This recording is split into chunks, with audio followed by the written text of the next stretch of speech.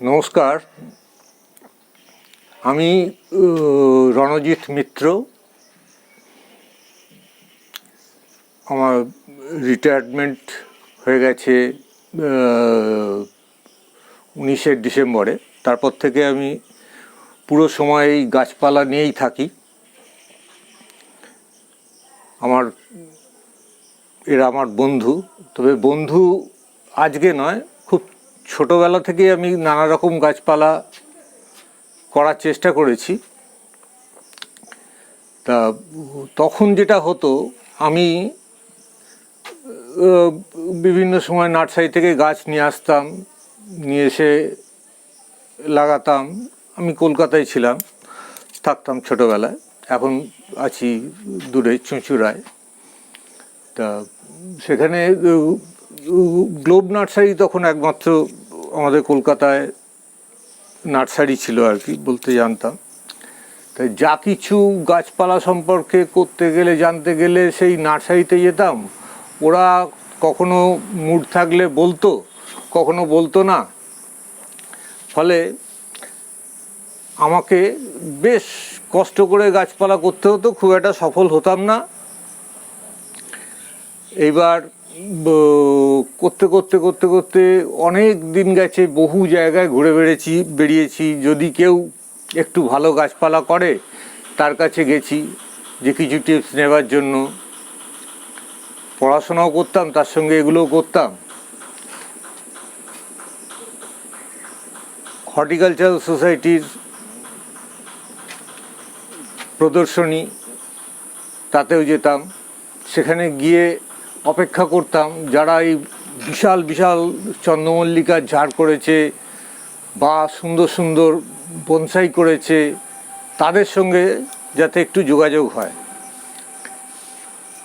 তখন ইন্টারনেট ছিল না, কিছুই ছিল না, সুতরাং তারা যদি একটু কিছু বলে তাদের কাছ থেকে জিজ্ঞেস করলেও খুব একটা সুবিধে হতো না। তারা বেশিরভাগ সময় কিছু বলতে চাইতো না, বা বললেও এমনভাবে বলতো লুকিয়ে চুরিয়ে যে তার থেকে কিছু পাওয়া যেত না। ফলে আমাকে প্রথম থেকেই নিজেকে নিজের মতো করে ভাবতে হয়েছে। আমি নিজে কি করব, একটা গাছ করতে গেলে কি করতে হবে না করতে হবে, নিজেকে ভাবতে ভাবতে করেছি। করতে করতে তা আমার যা হয়, কলকাতার অবস্থা বুঝতেই পারছেন, জায়গা তেমন ছিল না। 5 জনের বাড়িতে, একটা বাড়িতে অনেকে ভাড়া থাকতো, সেইখানে আমি থাকতাম। জায়গা অল্প জায়গার মধ্যে ছোটোখাটো গাছপালা করতাম। তারপরে চাকরি সূত্রে চলে এলাম ব্যান্ডেল থার্মাল পাওয়ার স্টেশনে। ওখান থেকে চাকরি করতে করতে ওদের কোয়ার্টার পেলাম। কোয়ার্টার পেয়ে একটু আধটু গাছ করা শুরু করলাম। সেখানেও সেই একই অবস্থা, ছাদে গাছ করা নিষেধ। ছাদে গাছ করলে ছাদ নষ্ট হয়ে যাবে। তা কোয়ার্টার তো আমার নিজস্ব নয়, আমি ওই বারান্দায় একটু আধটু গাছপালা করতে তারপরে এইভাবেই চলছিল। তার মধ্যেও কিন্তু আমার সবসময় কিছু এক্সপেরিমেন্ট থাকতো। আমি একদম সেই যখন কারোর কাছে কিছু শিখতে পারছি না, তখন নিজেই ভাবতাম কোন গাছটা কীভাবে করতে পারা যায়। আর একটা জিনিস হচ্ছে দেখা। তখন একটা আমার নেশা ছিল যে বিভিন্ন নার্সারি ঘুরে দেখতাম গাছপালা কেমন হয় না হয় ইত্যাদি। তারপরে প্রদর্শনীগুলো ঘুরে ঘুরে দেখা। এসব করতে করতে আমি পরবর্তী ক্ষেত্রে তো ইউটিউবে অনেক দেখার সুযোগ পেলাম। আমি অবসর নেওয়ার পর একটা বাড়ি করলাম। এই বাড়িটা আমার নিজের প্ল্যানে তৈরি নয়, যেহেতু পুরনো বাড়ি কিনেছি আমি। আমার মনের মতো করে সব কিছু নেই এখানে। তা এখানে একটা গ্যারেজ ঘর ছিল। সেই গ্যারেজ ঘরটা দেখলাম আমার কোনো কাজে লাগবে না। আমি গাড়ি ফাড়ি চড়তে অত ভালোবাসি না, গাড়ি কিনতেও পারবো না। সেই গ্যারেজ ঘরটাকে একটু মডিফাই করে নিলাম। দেয়ালটা ভেঙে দিয়ে ওপরে সেমি ট্রান্সপারেন্ট একটা ছাদ করেছি, যাতে আলোটা ডাইরেক্ট সানরে না এসে একটা ডিসপার্টেড একটা ছবি আলো এখানে এসে পড়ে, কম আলো। আমাদের গরমের দেশ, বেশিরভাগ সময়টাই গরম থাকে। গাছপালা বাঁচিয়ে রাখা খুব কঠিন হয়, বিশেষ করে যেগুলো সারা বছরের গাছ নয়, সিজনাল ফ্লাওয়ার টাওয়ার ইত্যাদি কিছু গাছ আছে, এই জারবেরা আছে, তারপরে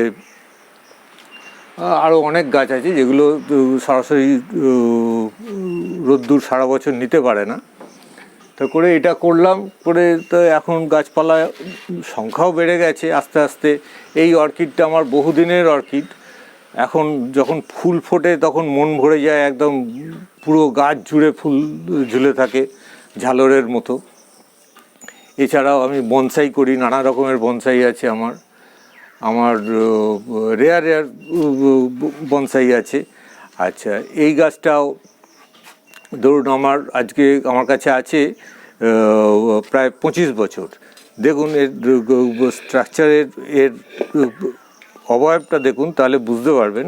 আমি এর ফ্রন্ট ভিউ এইটা হচ্ছে এই অর্কিডটার ফ্রন্ট ভিউ। তা যাই হোক, অর্কিড বলছি, সরি, বনসাই। এই চায়না বটের বনসাই এটা ফ্রন্ট ভিউ। আচ্ছা, এইভাবে করতে করতে আমি ইউটিউব করতে গিয়ে আমার সব থেকে যেটা বিটার এক্সপিরিয়েন্স হলো, সেটা হচ্ছে যারা গাছ করবে তাদের নিজস্ব কিছু গাছ থাকবে, তো যা দিয়ে বোঝা যাবে যে এই লোকটা গাছ করে সফল, তবে তো তার টিপসগুলো নেব। আমি অনেক ইউটিউবারের এসব টিপস নিয়ে দেখেছি ঠকা, কিচ্ছু লাভ হয় না। ওইসব টিপসে কোনো কাজ হয় না। এটা ঢালুন, সেটা ঢালুন, এই করুন, সেই করুন, এই রকমভাবে কাটিং করুন, ওইভাবে কাটিং করুন, কি বেশিরভাগ সমস্ত মানে ফলস একদম। তারা যেটা করে কি, মানে ওই দেখালো, রেজাল্টটা পরে দেখায় না যে এটা করার পর এইটা দাঁড়াচ্ছে ধাপ বাই ধাপে ধাপে। সেরকম খুব কম দু একটা চ্যানেল আছে, তারা সত্যি খুব কম সুন্দর করে দেখায়, যেটা হয়তো একটা 6 মাসের প্রোগ্রাম। ধরুন একটা গাছ দাঁড়াবে, তার 6 মাস লাগে, তা একদিনে কি বলে দেবো সেটার। তা সেইভাবে অনেকের আছে এরকম নিজস্ব কোনো গাছ তেমন নেই, একটা টেবিল সাজিয়ে এসে একটা গাছ রেখে দেখাচ্ছে কীভাবে রিপোর্ট করতে হবে, করতে হবে। আমার সেইগুলো নিয়ে খুব সুখী হচ্ছিলাম না, মানে ওগুলো নিয়ে আমার ভালো লাগছিল না করে। বেশিরভাগই টিপস খুব আজে বাজে করে। তারপরে ভাবলাম যে আমি তো নিজেই অনেক কিছু নিজে বার করি, নিজে করি, নিজস্ব একটা পদ্ধতি আছে। সেই সব করতে করতে তা অবসরে সময়ও এখন অনেক প্রায়, তাই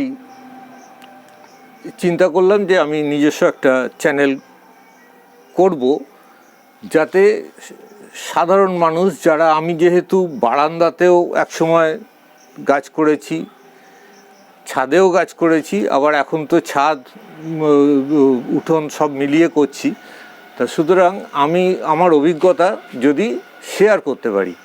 এখানে বলে রাখা ভালো, আজকাল বেশিরভাগ মানুষই ফ্ল্যাট বাড়িতে থাকেন। সুতরাং ফ্ল্যাট বাড়িতে থাকার সবথেকে সমস্যা হচ্ছে গাছ করার। এই গাছ করতে গেলে কি গাছ তারা করবে, কেমনভাবে করলে ফ্ল্যাট বাড়িতে সেই গাছগুলো টিকবে, এইসব সম্পর্কিত কিছু টিপস আমি সবসময় দিয়ে যাব, পরপর যেমন ভিডিও আসবে। আর এছাড়াও জেনারেল সবাইকার জন্য কিছু টিপস থাকবে, যেগুলো আশা করি আপনাদের সবার কাজে লাগবে। তো এইভাবে আমি এই চ্যানেলটা শুরু করতে চলেছি। আপনারা সঙ্গে যদি থাকেন, আমার ধারণা আমি এগিয়ে নিয়ে যেতে পারবো। আপনাদের শুভেচ্ছা কামনা করছি। চ্যানেলটিকে সাবস্ক্রাইব করবেন, বেল বাটনটা প্রেস করে দিলে আমার নতুন ভিডিওর নোটিফিকেশনও আপনারা পেয়ে যাবেন। আর যদি একটু শেয়ার করেন, তাহলে আমি উৎসাহ পাবো অনেক আর কি। আর অবশ্যই লাইক করবেন। এই বলে আজকে প্রথম দিন আমি এখানে শেষ করছি। আজকে আর কিছু দেখো, এগুলো কিছু না, এগুলো আমি নিজে নিজে বানিয়ে নিয়েছি, আমার নিজস্ব ইকুইপমেন্ট আর কি, মানে এগুলো দিয়ে কাজ করছিলাম, সেই করতে করতে এসে ভিডিওটা করতে দাঁড়িয়েছি। তা এর পরবর্তী ভিডিওতে নিশ্চয়ই কিছু একটা নতুন কিছু নিয়ে আসবো, আপনারা অপেক্ষায় থাকুন।